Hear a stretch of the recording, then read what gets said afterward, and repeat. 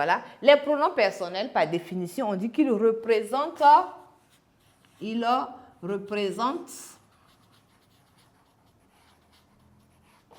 un nom. Ils représentent toujours un nom.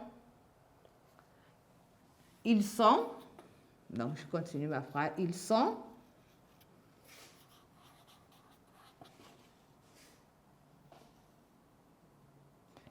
du même genre, du même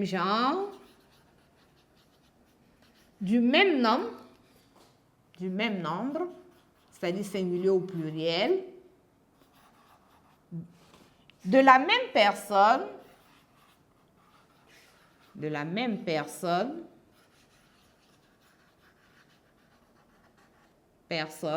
que le terme qu'il remplace.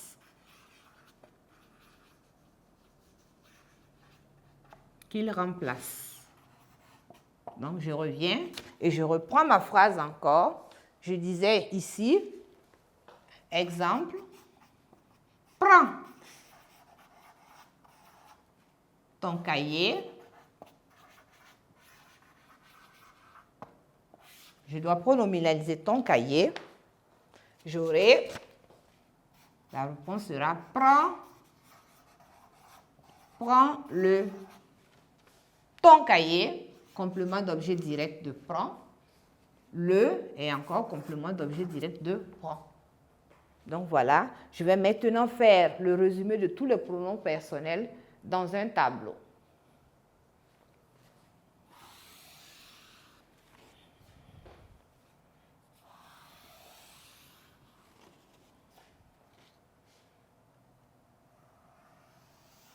On a dit que les pronoms personnels variaient selon la personne. Donc, ils varient en genre, en homme et en personne. Donc, on va procéder ainsi.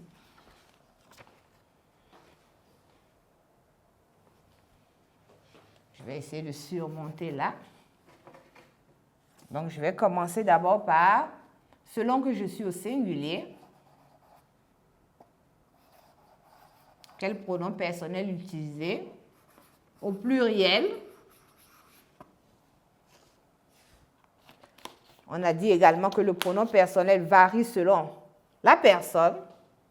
Si je suis à la première personne du singulier, la deuxième personne du singulier et la troisième personne du singulier.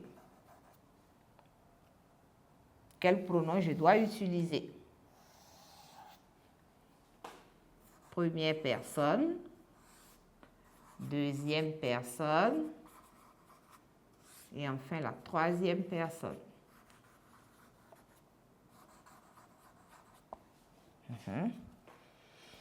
La première personne, on sait bien, si j'ai un sujet,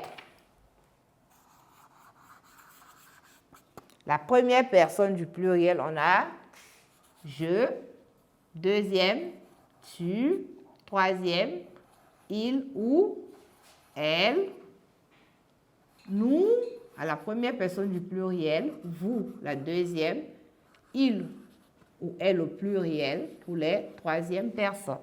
Donc, voilà les pronoms personnels qui assurent la fonction de sujet.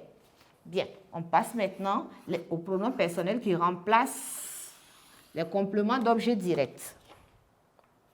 Je vais changer mon marqueur. À la première personne, je peux avoir j'ai me. À la deuxième, te. À la troisième, j'ai le ou la. Ou encore un. Je peux avoir un. À la première personne du pluriel, nous. Deuxième, vous. Et à la troisième personne, j'ai les. Les pronoms personnels qui remplacent un complément d'objet indirect sont, à la première personne, je peux encore avoir me, non, je continue avec celui-là, me, À la deuxième personne, 2. À la troisième personne, je peux avoir, j'ai lui, ou encore y, ou même en, les pronoms adverbiaux. La première personne du pluriel, nous. La deuxième, vous.